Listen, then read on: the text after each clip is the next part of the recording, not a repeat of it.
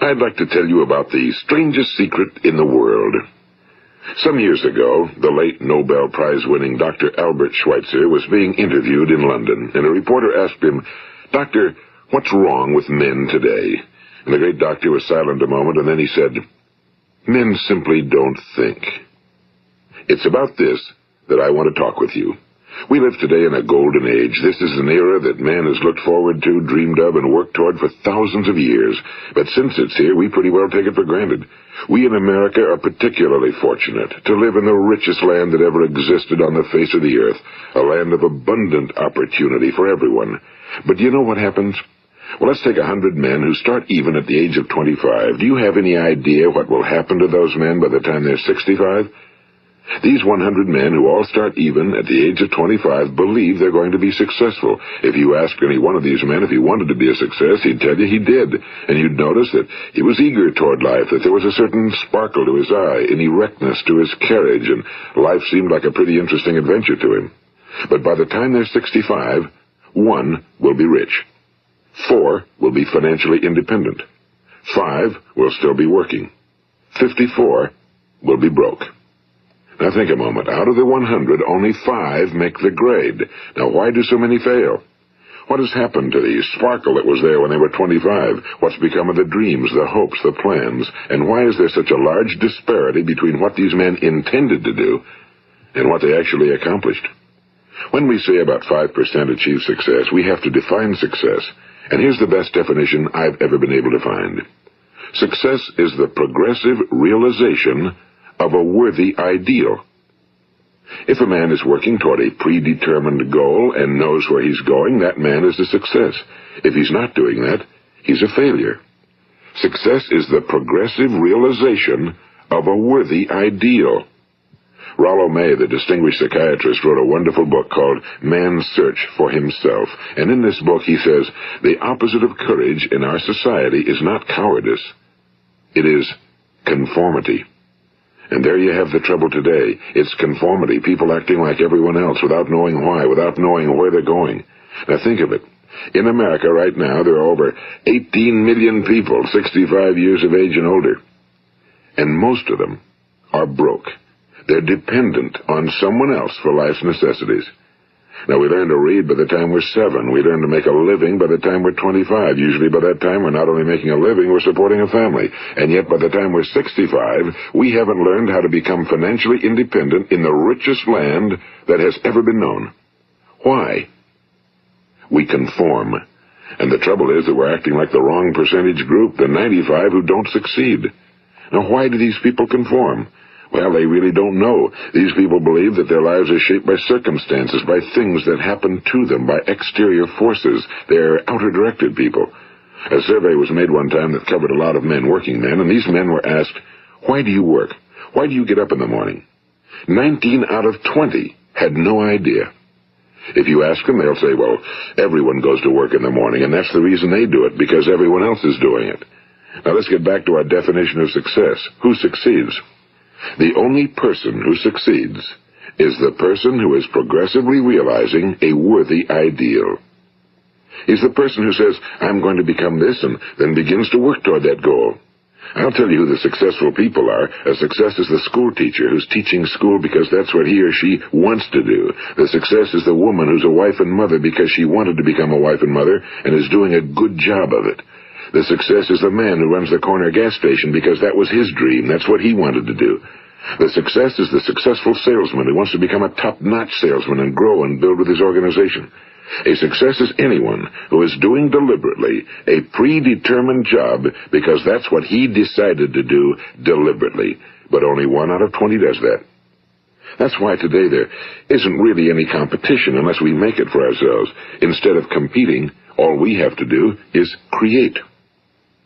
You know, for 20 years I looked for the key which would determine what would happen to a human being. Was there a key I wanted to know which would make the future a promise that we could foretell to a large extent? Was there a key that would guarantee a person's becoming successful if he only knew about it and knew how to use it? Well, there is such a key, and I've found it. Have you ever wondered why so many men work so hard and honestly without ever achieving anything in particular, and others don't seem to work hard and yet seem to get everything? They seem to have the magic touch. You've heard them say that about someone. Everything he touches turns to gold. And have you ever noticed that a man who becomes successful tends to continue to become successful? And on the other hand, have you noticed how a man who's a failure tends to continue to fail? Well, it's because of goals. Some of us have goals, some don't. People with goals succeed because they know where they're going. It's that simple. Think of a ship leaving a harbor, and think of it with the complete voyage mapped out and planned. The captain and crew know exactly where it's going and how long it'll take. It has a definite goal. Now, 9,999 times out of 10,000, it will get to where it started out to get. Now, let's take another ship, just like the first, only let's not put a crew on it or a captain at the helm. Let's give it no aiming point, no goal, no destination. We just start the engines and let it go. I think you'll agree with me that if it gets out of the harbor at all, it will either sink or wind up on some deserted beach, a derelict. It can't go anyplace because it has no destination and no guidance, and it's the same with a human being. Take the salesman, for example. There's no other person in the world today with the future of a good salesman. Selling is the world's highest paid profession, if we're good at it and if we know where we're going. Every company needs top-notch salesmen, and they reward those men. The sky's the limit for them. But how many can you find? Someone once said the human race is fixed, not to prevent the strong from winning, but to prevent the weak from losing. The American economy today can be likened to a convoy in time of war. The entire economy is slowed down to protect its weakest link, just as the convoy had to go at the speed that would permit its slowest vessel to remain in formation. That's why it's so easy to make a living today. It takes no particular brains or talent to make a living and support a family today. So we have a plateau of so-called security, if that's what a person's looking for. But we do have to decide how high above this plateau we want to aim. Now let's get back to the strangest secret in the world, the story that I wanted to tell you today. Why do men with goals succeed in life and men without them fail? Well, let me tell you something which, if you really understand it, will alter your life immediately. If you understand completely what I'm going to tell you from this moment on, your life will never be the same again. You will suddenly find that good luck just seems to be attracted to you. The things you want just seem to fall in line, and from now on you won't have the problems, the worries, the gnawing lump of anxiety that perhaps you've experienced before. Doubt, fear, well, they'll be things of the past. Here's the key to success and the key to failure. We become what we think about. Now let me say that again. We become what we think about.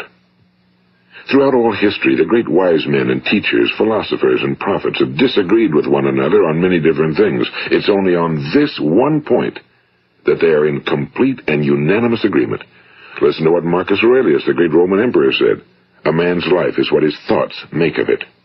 Disraeli said this, everything comes if a man will only wait. I've brought myself by long meditation to the conviction that a human being with a settled purpose must accomplish it, and that nothing can resist a will that will stake even existence for its fulfillment. Ralph Waldo Emerson said this, a man is what he thinks about all day long. William James said, the greatest discovery of my generation is that human beings can alter their lives by altering their attitudes of mind. And he also said, we need only in cold blood act as if the thing in question were real, and it will become infallibly real by growing into such a connection with our life that it will become real. It will become so knit with habit and emotion that our interest in it will be those which characterize belief. And he also said, if you only care enough for a result, you will almost certainly attain it. If you wish to be rich, you will be rich. If you wish to be learned, you will be learned. If you wish to be good, you will be good. Only you must then really wish these things and wish them exclusively, and not wish at the same time 100 other incompatible things just as strongly. In the Bible, you read in Mark 9:23, if thou canst believe, all things are possible to him that believeth. My old friend Dr. Norman Vincent Peale put it this way, this is one of the greatest laws in the universe. Fervently do I wish I had discovered it as a very young man. It dawned upon me much later in life, and I found it to be one of the greatest, if not my greatest discovery outside of my relationship to God. The great law, briefly and simply stated, is that if you think in negative terms, you will get negative results. If you think in positive terms, you will achieve positive results. That is the simple fact, he went on to say, which is at the basis of an astonishing law of prosperity and success. In 3 words, believe and succeed. William Shakespeare put it this way: our doubts are traitors and make us lose the good we oft might win by fearing to attempt. George Bernard Shaw said, people are always blaming their circumstances for what they are. I don't believe in circumstances. The people who get on in this world are the people who get up and look for the circumstances they want, and if they can't find them, make them. Well, it's pretty apparent, isn't it? And every person who discovered this for a while believed that he was the first one to work it out. We become what we think about. Now, it stands to reason that a person who's thinking about a concrete and worthwhile goal is going to reach it, because that's what he's thinking about, and we become what we think about. Conversely, the man who has no goal, who doesn't know where he's going, and whose thoughts must therefore be thoughts of confusion and anxiety and fear and worry, becomes what he thinks about. His life becomes one of frustration and fear and anxiety and worry. And if he thinks about nothing, he becomes nothing. Now, how does it work? Why do we become what we think about? Well, I'll tell you how it works as far as we know. Now, to do this, I want to tell you about a situation that parallels the human mind. Suppose a farmer has some land, and it's good fertile land. Now, the land gives the farmer a choice. He may plant in that land whatever he chooses. The land doesn't care. It's up to the farmer to make the decision. Now, remember, we're comparing the human mind with the land because the mind, like the land, doesn't care what you plant in it. It will return what you plant, but it doesn't care what you plant. Now, let's say that the farmer has 2 seeds in his hand. One is a seed of corn. The other is nightshade, a deadly poison. He digs 2 little holes in the earth, and he plants both seeds, one corn, the other nightshade. He covers up the holes, waters, and takes care of the land, and what will happen? Invariably, the land will return what's planted. As it's written in the Bible, as ye sow, so shall ye reap. Now remember, the land doesn't care. It'll return poison in just as wonderful abundance as it will corn. So up come the 2 plants, one corn, one poison. Now, the human mind is far more fertile, far more incredible and mysterious than the land, but it works the same way. It doesn't care what we plant. Success, failure. A concrete, worthwhile goal, or confusion. Misunderstanding, fear, anxiety, and so on. But what we plant, it must return to us. You see, the human mind is the last great unexplored continent on Earth. It contains riches beyond our wildest dreams. It will return anything we want to plant. Now, you might say, well, if that's true, why don't people use their minds more? Well, I think they figured out an answer to that one, too. Our mind comes as standard equipment at birth. It's free, and things that are given to us for nothing we place little value on. Things that we pay money for, we value. The paradox is that exactly the reverse is true. Everything that's really worthwhile in life came to us free. Our minds, our souls, our bodies, our hopes, our dreams, our ambitions, our intelligence, our love of family and children and friends and country, all these priceless possessions are free.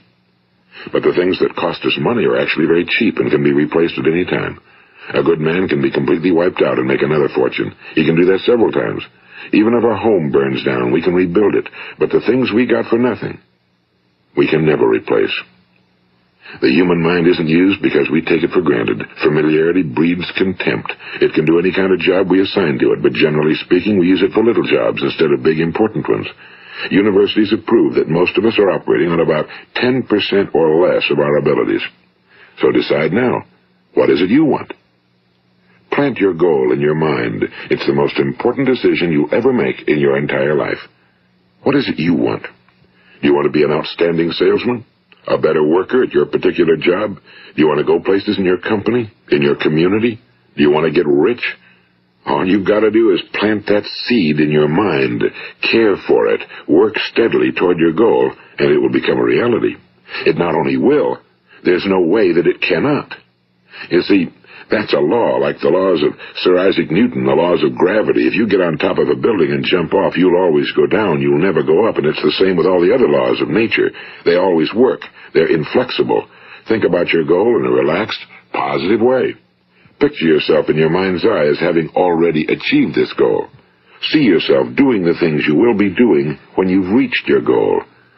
Ours has been called the phenobarbital age, the age of ulcers and nervous breakdowns and tranquilizers. At a time when medical research has raised us to a new plateau of good health and longevity, far too many of us worry ourselves into an early grave trying to cope with things in our own little personal ways without learning a few great laws that will take care of everything for us. These things we bring on ourselves through our habitual way of thinking. Every one of us is the sum total of his own thoughts. He is where he is because that's exactly where he really wants to be, whether he'll admit that or not. Each of us must live off the fruit of his thoughts in the future, because what you think today and tomorrow, next month and next year, will mold your life and determine your future. You're guided by your mind. I remember one time I was driving through eastern Arizona, and I saw one of those giant earth-moving machines roaring along the road at about 35 miles an hour with what looked like 30 tons of dirt in it. A tremendous, incredible machine, and there was a little man perched way up on top with the wheel in his hands guiding it. And as I drove along, I was struck by the similarity of that machine to the human mind. Just suppose you're sitting at the controls of such a vast source of energy. Are you going to sit back and fold your arms and let it run itself into a ditch? Or are you going to keep both hands firmly on the wheel and control and direct this power to a specific, worthwhile purpose? It's up to you. You're in the driver's seat. You see, the very law that gives us success is a two-edged sword. We must control our thinking. The same rule that can lead a man to a life of success, wealth, happiness, and all the things he ever dreamed of for himself and his family. That very same law can lead him into the gutter. It's all in how he uses it, for good or for bad. This is the strangest secret in the world. Now, why do I say it's strange, and why do I call it a secret? Actually, it isn't a secret at all. It was first promulgated by some of the earliest wise men, and it appears again and again throughout the Bible, but very few people have learned it, understand it. That's why it's strange, and why for some equally strange reason it virtually remains a secret. I believe that you could go out and walk down the main street of your town and ask one man after another what the secret of success is, and you probably wouldn't run into one man in a month who could tell you. Now, this information is enormously valuable to us if we really understand it and apply it. It's valuable to us not only for our own lives, but the lives of those around us, our families, employees, associates, and friends. Life should be an exciting adventure. It should never be a bore. A man should live fully, be alive. He should be glad to get out of bed in the morning. He should be doing a job he likes to do because he does it well. One time I heard Grove Patterson, the great late editor-in-chief of the Toledo Daily Blade, make a speech, and as he concluded his speech, he said something I've never forgotten. He said, "My years in the newspaper business have convinced me of several things. Among them, that people are basically good, and that we came from someplace, and we're going someplace. So we should make our time here an exciting adventure. The architect of the universe didn't build a stairway leading nowhere." And the greatest teacher of all, the carpenter from the plains of Galilee, gave us the secret time and time again. As ye believe, so shall it be done unto you. I've explained the strangest secret in the world and how it works. Now, on this side, I want to explain how you can prove to yourself the enormous returns possible in your own life by putting this secret to a practical test. I want you to make a test that will last 30 days. It isn't going to be easy, but if you'll give it a good try, it will completely change your life for the better. Now, back in the 17th century, Sir Isaac Newton, the English mathematician and natural philosopher, gave us some natural laws of physics which apply as much to human beings as they do to the movement of bodies in the universe. And one of these laws is that for every action, there is an equal and opposite reaction. Simply stated, as it applies to you and me, it means we can achieve nothing without paying the price. The results of your 30-day experiment will be in direct proportion to the effort you put forth. To be a doctor, you must pay the price of long years of difficult study. To be successful in selling, and remember that each of us succeeds to the extent of his ability to sell. Selling our families on our ideas, selling education in schools, selling our children on the advantages of living the good and honest life, selling our associates and employees on the importance of being exceptional people. To, of course, the profession of selling itself. But to be successful in selling our way to the good life, we must be willing to pay the price. Now, what is that price? Well, it's many things. First, it's understanding emotionally, as well as intellectually, that we literally become what we think about, that we must control our thoughts if we're to control our lives. It's understanding fully that as ye sow, so shall ye reap. Second, it's cutting away all fetters from the mind and permitting it to soar as it was divinely designed to do. It's the realization that your limitations are self-imposed and that the opportunities for you today are enormous beyond belief. It's rising above narrow-minded pettiness and prejudice. And third, it's using all your courage to force yourself to think positively on your own problem, to set a definite and clearly defined goal for yourself, to let your marvelous mind think about your goal from all possible angles, to let your imagination speculate freely upon many different possible solutions, to refuse to believe that there are any circumstances sufficiently strong to defeat you in the accomplishment of your purpose, to act promptly and decisively when your course is clear, and to keep constantly aware of the fact that you are, at this moment, standing in the middle of your own acres of diamonds, as Russell Conwell used to point out. And fourth, save at least 10% of every dollar you earn. It's also remembering that no matter what your present job, it has enormous possibilities, if you're willing to pay the price. Now let's just go over the important points in the price each of us must pay to achieve the wonderful life that can be ours. It is, of course, worth any price. 1. You will become what you think about. 2. Remember the word imagination and let your mind begin to soar. 3. Courage. Concentrate on your goal every day. 4. Save 10% of what you earn. And 5. Action. Ideas are worthless unless we act on them. Now, I'll try to outline the 30-day test I want you to make. Keep in mind that you have nothing to lose by making this test and everything you could possibly want to gain. There are 2 things that may be said of everyone. Each of us wants something, and each of us is afraid of something. I want you to write on a card what it is you want more than anything else.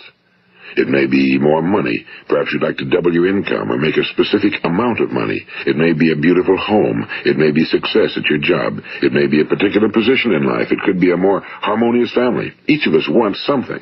Now write down on your card specifically what it is you want. Make sure it's a single goal and clearly defined. You needn't show it to anyone, but carry it with you so that you can look at it several times a day. Think about it in a cheerful, relaxed, positive way each morning when you get up, and immediately you have something to work for, something to get out of bed for, something to live for. Look at it every chance you get during the day and just before going to bed at night. And as you look at it, remember that you must become what you think about, and since you're thinking about your goal, you realize that soon it will be yours. In fact, it's yours really the moment you write it down and begin to think about it. Look at the abundance all around you as you go about your daily business.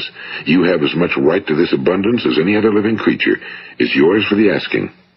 Now we come to the difficult part. Difficult because it means the formation of what is probably a brand new habit, and new habits are not easily formed. Once formed, however, it will follow you for the rest of your life. Stop thinking about what it is you fear. Each time a fearful or negative thought comes into your consciousness, replace it with a mental picture of your positive and worthwhile goal. And there will come times when you'll feel like giving up. It's easier for a human being to think negatively than positively. That's why only 5% are successful. You must begin now to place yourself in that group. For 30 days, you must take control of your mind. It will think about only what you permit it to think about. Each day for this 30-day test, do more than you have to do. In addition to maintaining a cheerful, positive outlook, give of yourself more than you've ever done before. Do this knowing that your returns in life must be in direct proportion to what you give. The moment you decide on a goal to work toward, you're immediately a successful person. You are then in that rare and successful category of people who know where they're going. Out of every 100 people, you belong to the top 5. Don't concern yourself too much with how you're going to achieve your goal. Leave that completely to a power greater than yourself. All you have to do is know where you're going. The answers will come to you of their own accord and at the right time. Remember these words from the Sermon on the Mount, and remember them well. Keep them constantly before you this month of your test. Ask, and it shall be given you. Seek, and ye shall find. Knock, and it shall be opened unto you. For every one that asketh receiveth, and he that seeketh findeth, and to him that knocketh it shall be opened. It's as marvelous and as simple as that. In fact, it's so simple that in our seemingly complicated world, it's difficult for an adult to understand that all he needs is a purpose and faith.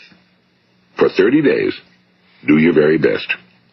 If you're a salesman, go at it as you've never done before, not in a hectic fashion, but with the calm, cheerful assurance that time well spent will give you the abundance in return you deserve and want.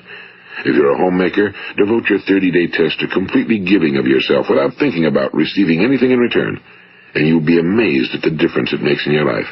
No matter what your job, do it as you've never done it before for 30 days. And if you've kept your goal before you every day, you'll wonder and marvel at this new life you've found. Dorothea Brand, the outstanding editor and writer, discovered it for herself and tells about it in her fine book, Wake Up and Live. Her entire philosophy is reduced to the words, act as though it were impossible to fail. She made her own test with sincerity and faith, and her entire life was changed to one of overwhelming success. Now, you make your test for 30 full days. Don't start your test until you've made up your mind to stick with it. You see, by being persistent, you're demonstrating faith. Persistence is simply another word for faith. If you didn't have faith, you'd never persist. If you should fail during your first 30 days, by that I mean suddenly find yourself overwhelmed by negative thoughts, you've got to start over again from that point and go 30 more days. Gradually, your new habit will form until you find yourself one of that wonderful minority to whom virtually nothing is impossible. And don't forget the card. It's vitally important as you begin this new way of living. On one side of the card, write your goal, whatever it may be. On the other side, write the words we've quoted from the Sermon on the Mount. Ask, and it shall be given you. Seek, and ye shall find. Knock, and it shall be opened unto you. Nothing great was ever accomplished without inspiration. See that during these crucial first 30 days, your own inspiration is kept at a peak. And above all, don't worry. Worry brings fear, and fear is crippling. The only thing that can cause you to worry during your test is trying to do it all yourself. Know that all you have to do is hold your goal before you. Everything else will take care of itself. Remember also to keep calm and cheerful. Don't let petty things annoy you and get you off course. Now, since making this test is difficult, some will say, why should I bother? Well, look at the alternative. No one wants to be a failure. No one really wants to be a mediocre individual. No one wants a life constantly filled with worry and fear and frustration. Therefore, remember that you must reap that which you sow. If you sow negative thoughts, your life will be filled with negative things.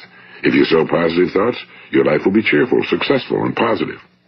Now, gradually, you will have a tendency to forget what you've heard on this recording. Play it often. Keep reminding yourself of what you must do to form this new habit. Gather your whole family around at regular intervals and listen to what's been said here. You know, most men will tell you that they want to make money without understanding the law. The only people who make money work in a mint. The rest of us must earn money. This is what causes those who keep looking for something for nothing or a free ride to fail in life. The only way to earn money is by providing people with services or products which are needed and useful. We exchange our time and our product or service for the other man's money. Therefore, the law is that our financial return will be in direct proportion to our service. Now, success is not the result of making money. Making money is the result of success, and success is in direct proportion to our service. Most people have this law backwards. They believe that you're successful if you earn a lot of money. The truth is that you can only earn money after you're successful. It's like the story of the man who sat in front of the stove and said to it, "Give me heat, and then I'll add the wood." How many men and women do you know, or do you suppose there are today, who take the same attitude toward life? There are millions. We've got to put the fuel in before we can expect heat. Likewise, we've got to be of service first before we can expect money. Don't concern yourself with the money. Be of service. Build, work, dream, create. Do this, and you'll find there's no limit to the prosperity and abundance that will come to you. Prosperity, you know, is founded upon a law of mutual exchange. Any person who contributes to prosperity must prosper in turn himself.